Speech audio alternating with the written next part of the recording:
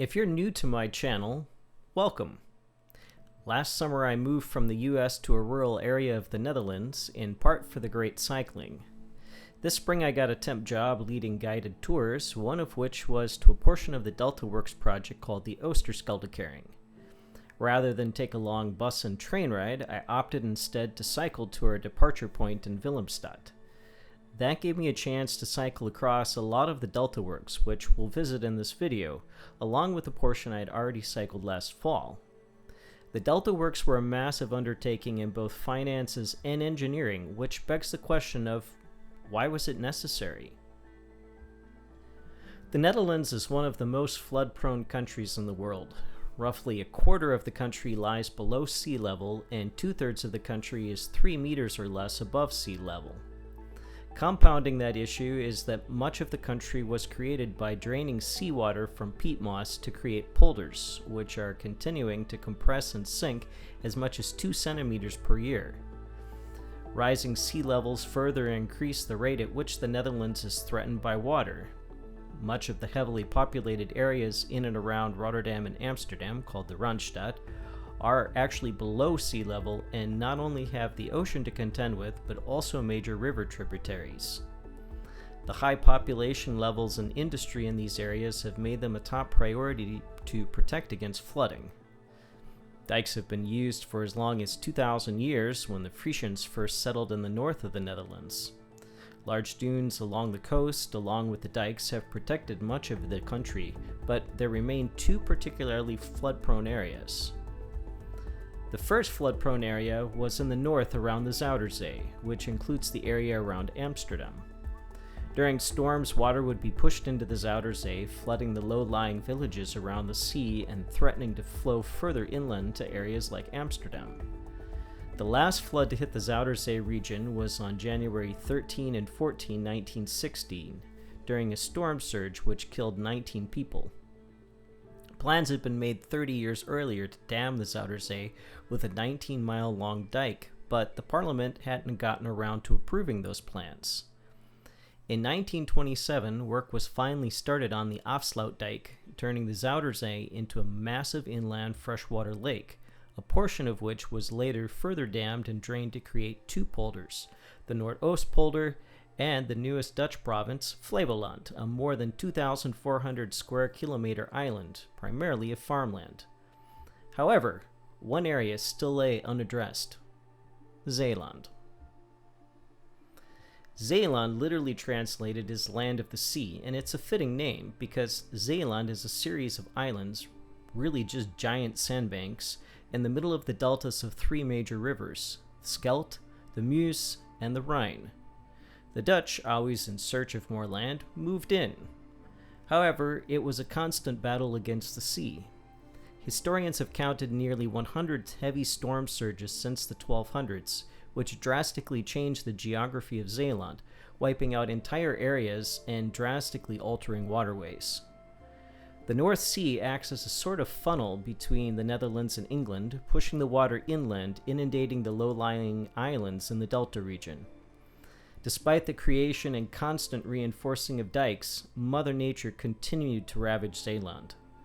By the end of the 1600s, the Dutch had finally managed to create dikes that could hold back most of the worst weather, avoiding drowned lands. However, there were still significant floods in 1808 and 1906, which resulted in further raising of the dikes. In the 1920s, an engineer by the name of Johan van Veen started seriously assessing the condition and height of the dikes in Zeeland, and by 1929 concluded that they were insufficient to protect the vulnerable land. The government felt there were higher priorities though, so they largely ignored him until finally forming a committee in 1939. Then came World War II, which caused any further planning to be put on the back burner. Problem is, Mother Nature doesn't care about war or committees or higher priorities. On January 31, 1953, the Dutch government learned just how brutal Mother Nature could be. I mentioned that the last major flood in Zeeland was 1906. Storms in the North Sea are not uncommon, and it's easy to forget how serious a storm can be. So when the Weather Service warned January 31st that a storm was coming, Zeelanders didn't take it too seriously. You also don't have to live here very long to learn it's nearly impossible to predict just how serious a storm will be. Winds of 9 to 11 Beaufort combined with a spring tide where high tide is at its greatest level pushed an enormous amount of water towards the coast, funneled between England and the Netherlands. The peak of the storm also lasted an unusually long time during the 24 hours it pounded the coastline. The dikes failed, leaving 96 gaping holes and nearly 400 smaller holes, with water inundating the low-lying areas. In some towns such as Oude and Nieuwe Tonge, the floodwaters hit in less than 30 minutes. With no internet, cell phones, or nighttime radio service, there was no way to communicate with residents about the growing intensity of the storm, leaving people completely unaware of its ferocity. Even the phone service was shut off at night, and attempts to reopen those lines of communication were unsuccessful due to the storm. Some towns with warning systems were unable to use them as they were electrical systems unable to function when power was lost. Even if the word had gone out, the islands in Zeeland had no road connections to the mainland in those days, or even to each other, leaving high ground or boats on rough seas as the only method of escape. The initial storm surge combined with the high tide was bad enough, but the severity of the storm broke the tidal cycle, and when the next round of water hit, the dikes were so weakened from the first surge that even more failed, sending another round of water rushing in. Many people had headed to upper levels of homes to escape the water, and when the second surge hit, houses weakened by the initial surge collapsed. All told, 1,836 people lost their lives, 182,000 animals perished, 3,300 homes and farms were completely destroyed, with another 43,000 badly damaged, and 10% of the fertile farmland was destroyed by saltwater flooding, leaving $5.4 billion in damage. In the town of Nieuwekerk, 289 people, which was 15% of the population, perished. Only the town of Oude Tonge lost more residents with 305 victims, 65 of which were all on the same street. Ouwerkerk lost over 16% of its population. In some cases, people lost nearly their entire extended family. The flood also greatly impacted the English coast, South Holland, and North Brabant, where another 677 and 247 people respectively lost their lives. It was by far the worst disaster in the Netherlands since the floods of the Middle Ages. However, the north of the Netherlands was spared, not because the storm didn't hit there, but because the high dunes along the coast and the Oosterscheldekering closing off the Zuiderzee did their job. It's estimated the Oosterscheldekering paid for itself overnight. This is the type of storm that gets the attention of even the most dense politicians. Within a short period of time, the government set up the Delta Commission, making Johan van Veen, the man who had warned a disaster of this magnitude was imminent, secretary. Within a few months, the commission had created a report with recommendations, and in 1958 it was finally signed into law. With 650 kilometers of coastline, raising all the dikes to a level high enough to protect from a storm surge would be incredibly complex and expensive. The Delta Commission instead made a bold recommendation: close off all but the Oosterschelde, a major shipping route to Antwerp, with dams and storm surge barriers. This effectively reduced the coastline to 80 kilometers, with 25 kilometers of it being new dams and surge barriers. In order to calculate where the most extensive works needed to be, calculations were made based on the value of human life, livestock, land, houses, and so on. From there, they determined how high dikes needed to be and what to reinforce or build and where. Shipping also had to be taken into account, especially since the Belgians were a little concerned the Delta project might negatively impact the port of Antwerp. My return journey starts along the Hollandse Diep in Willemstad, a nice little tourist destination. The Hollandse Diep is part of the Rhine and Meuse rivers and is part of the major inland shipping route between Rotterdam and Antwerp. Despite the dams, it's still actually a tidal river, though not at the levels prior to the dams. Here outside Willemstad, it splits into the Haringvliet and Krevelingenmeer. The first dam we cross is the Volkerak Dam, the fifth project of the Delta Works, and completed in 1969. It consists of 48 lock gates with 3 large shipping locks and 1 for pleasure craft. On average, 150,000 ships pass through each year, making this the busiest inland shipping lock in all of Europe. It also can act as a secondary dam and is only closed when the Oosterscheldekering near Rotterdam, the last of the Delta Works, and the Hartel barriers are closed so that water from the rivers can be drained into the Volkerak Sommeer. It's also used to control the flow of fresh water to prevent algae growth in those now freshwater lakes. On the North Sea end of the Haringvliet is the Haringvliet Dam, which I cycled across last fall. The Haringvliet is actually a set of sluice gates rather than a dam. With the Rhine and Meuse rivers flowing through here, a dam obviously would not be an option. In fact, roughly 25,000 cubic meters of water pass through the sluices per second.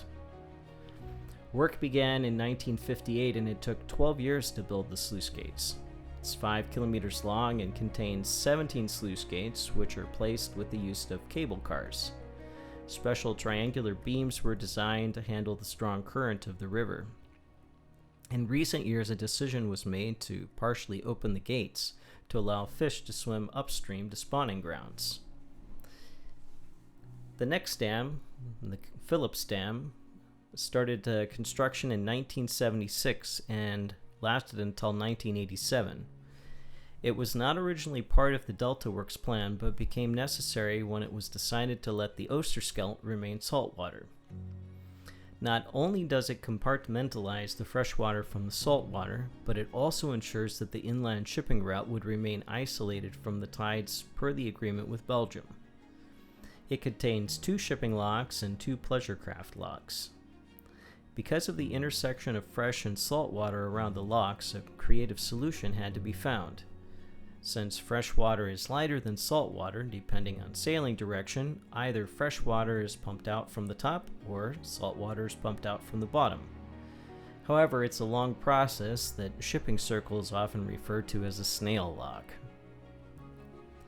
The fourth in the series of Delta Works, the Krevelingen Dam, was built in order to reduce the river current strength for the building of the Haringvliet and Brouwers dams, and eventually the Oosterscheldekering.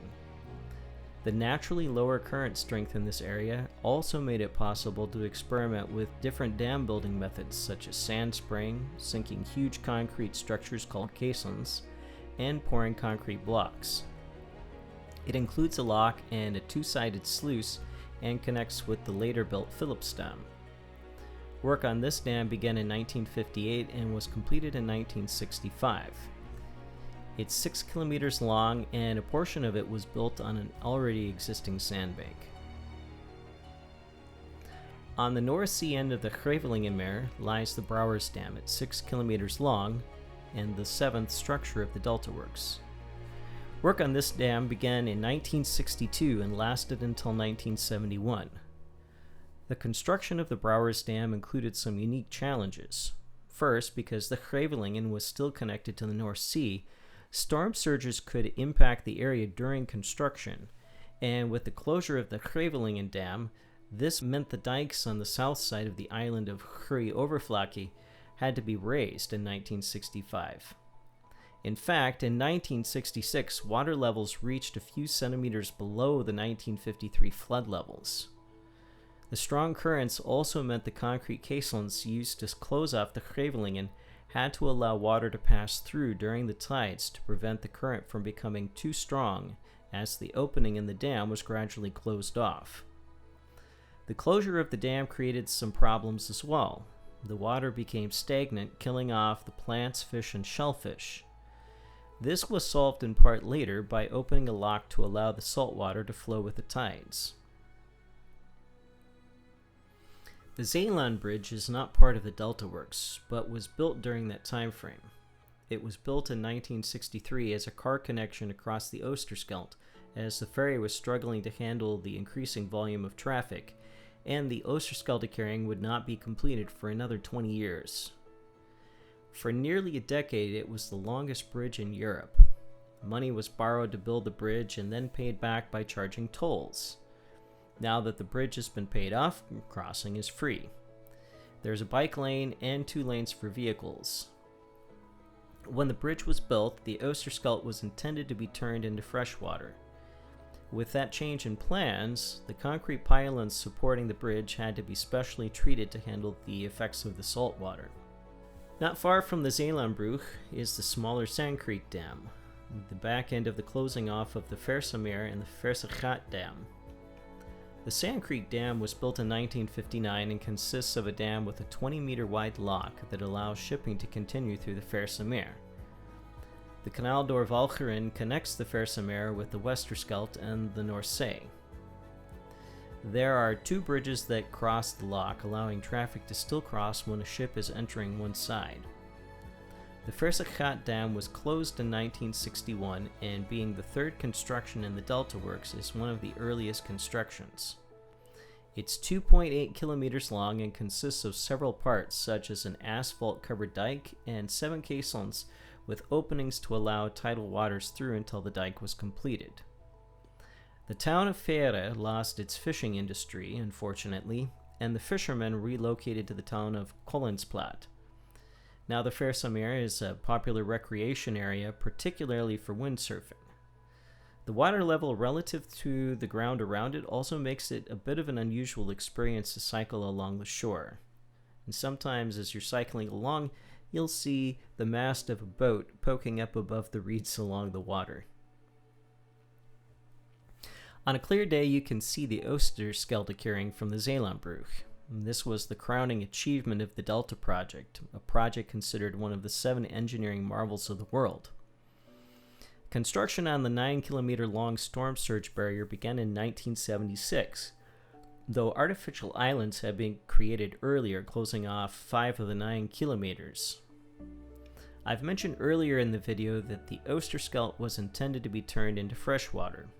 That was the plan until the early 1970s, when a significant protest arose from the fishing and shellfish industries. Then environmental activists also got involved with their concerns about the environmental impact of those plans, given how things had gone with the Haringvliet and the Grevelingenmeer. The government, believe it or not, actually listened and halted the existing plans. A commission was then created to examine the problem, resulting in the decision to create movable storm surge barriers. This was no simple task to build, as it had never really been done. Special ships had to be designed and built to move the barriers into place. Foundation mats had to be constructed and put into massive rolls to keep the seabed stable. Pile-driving ships had to be brought in to compact the soil before placing the giant concrete supports for the surge gates. A special boat then was brought in to map the seabed and ensure everything was perfectly placed when the tide was out, all in that tidal environment. In 1986, the final gate was installed and the Delta Works in Zeeland were complete. Zeeland was declared safe from flooding finally. Since that time, the gates have been lowered no less than 27 times due to storm surges. As the weather becomes more unpredictable and sea levels rise due to climate change, the frequency of closing the gates is likely to increase. Even though the initial Delta Works project is complete, a Delta Commission still exists to evaluate the need to further develop and improve flood defenses in the Netherlands. Even now, dikes in the region periodically need further raising, particularly along the Oosterschelde, where barriers and dams just aren't possible due to the shipping route to Antwerp. The Netherlands is not the only flood-prone country in the world. The technology and knowledge acquired during the design and construction of the Delta Works has been passed on to other countries, including the redevelopment of the flood prevention structures in New Orleans, Louisiana.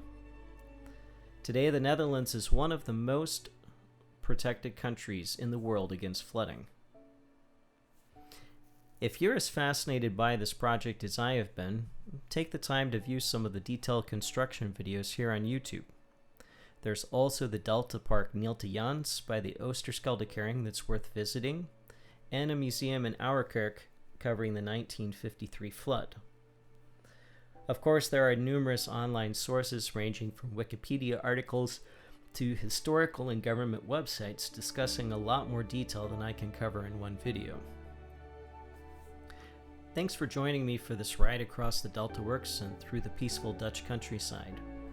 Because of the Delta Works, this peaceful countryside can hopefully be spared the tragedy of another massive flood for a really long time. Happy cycling, and I'll see you in the next video.